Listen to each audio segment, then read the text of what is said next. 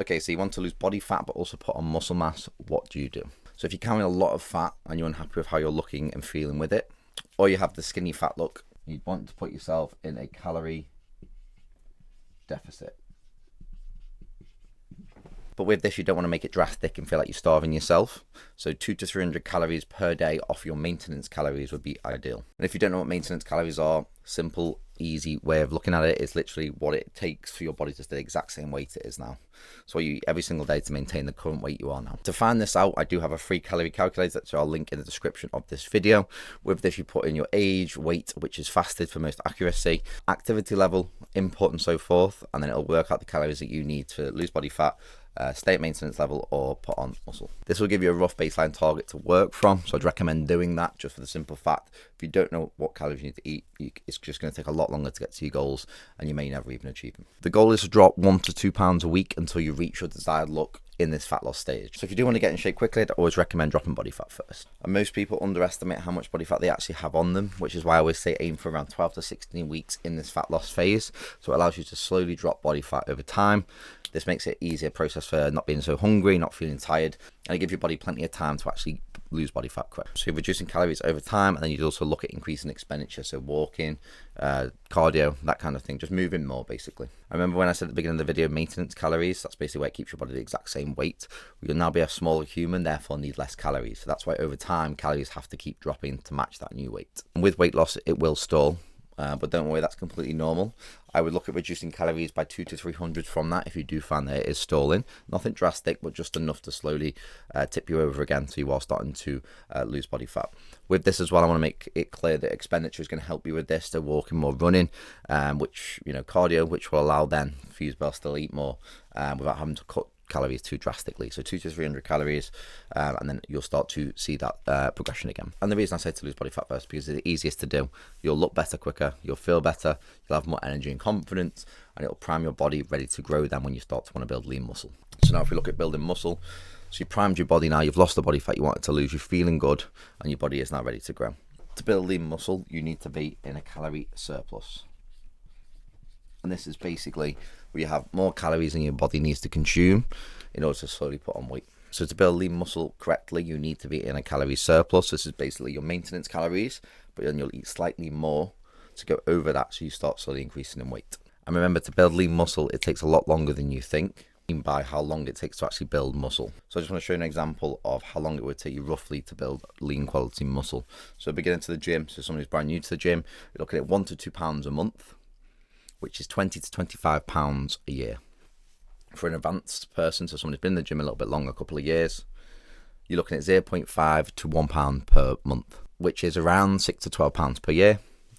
And then a more experienced lifter, so someone who's been doing it for years, has done training plans before, has been very consistent, built a lot of quality muscle, you're looking at around 0.25 to 0.5 pounds per month, which is 2 to 6 pounds per year. So as you can see, there's a big difference from when you first start to where, as you progress, you'll start to see a lot less and less progress. With the more experience, this is where you're approaching genetic potential. You kind of maxed out everything naturally.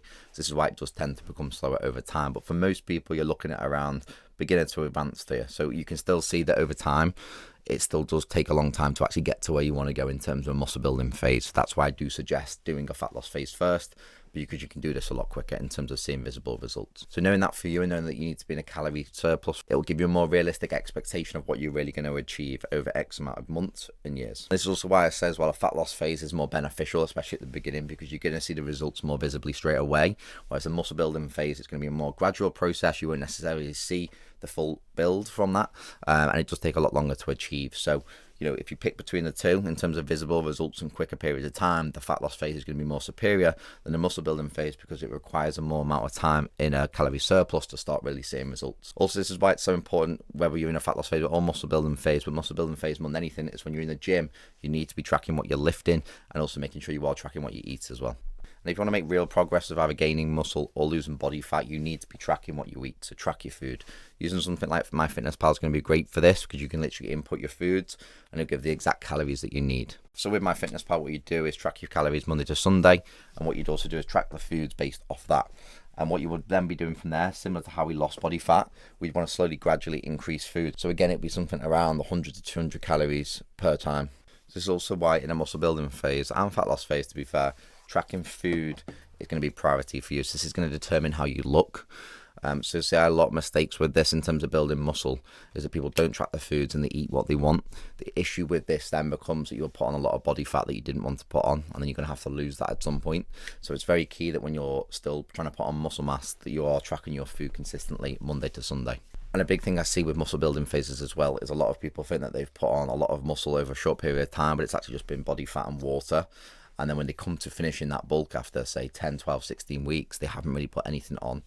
So with this, it's so important to track your food like you would when you're trying to lose body fat, because you're going to see better results from that, and it's going to minimize the fat gain from this as well. So that when you actually come to lose body fat again from the muscle building phase, you haven't got long to actually have to do it. So you don't have to spend weeks on a treadmill and in a dieting phase. You know, you could really do it very quickly and tidy it up very quickly as well. So that's why it's so important to increase food over time. So 200 to 300 calories again. It doesn't need to be 1,000 calories, 2,000 calories, anything insane like that. Just 200 to 300 calories above your maintenance calories. So next up, with building muscle, the way to do this properly is having a proper training schedule. So once you've got your food on point, you need to make sure that with this, your training schedule matches that. So now we know about food, we need to look at your training schedule, okay? So with this as well, you want to make sure you're not mixing up your workouts all the time and trying to find new exciting things. You need to find something that you enjoy with your workouts. So workouts that you can stick to per week, so 3, 4, 5, whatever it is, but just make sure you can be consistent with it every single week. You want to look at what works best for you. So there's push-pull splits, there's bro splits, which is just training muscle part once a week. You have to see what works best for your lifestyle, okay? For me personally, push-pull legs works for me because I can train that multiple times a week, and I can train that body part multiple times a week. For you, it might just be you train it once a week. Whatever works best for you, okay? But with this as well, you want to make sure that every time you're going to the gym, you're logging your lifts and you are progressively overloading, okay?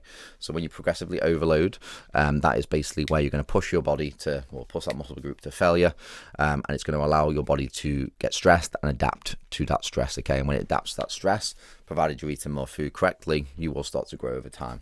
You initially start to see strength gains more than anything first, and with that over time will then start to come size. But you need to be patient in this phase. It's a lot longer than losing body fat.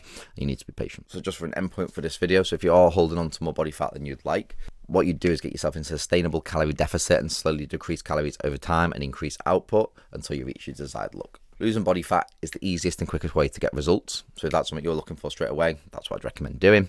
Once you've hit that desired look, you then look to start increasing calories slowly again over time. So from your maintenance calories that currently are, slowly increasing calories, and ensure with your workouts that you're making your body want to grow. You're pushing it to grow, and you are effectively lifting heavier or increasing sets, reps, intensity per week. That's why logging your exercise list as well is very important. And remember, building muscle does take longer, as we've seen here. It's a lot longer to achieve certain things, especially as you progress with your physique. So that's why you need to set yourself realistic expectations and set yourself a goal of, say, 5 to 6 months in this phase, rather than just 2 to 3 months like you would in a fat loss phase.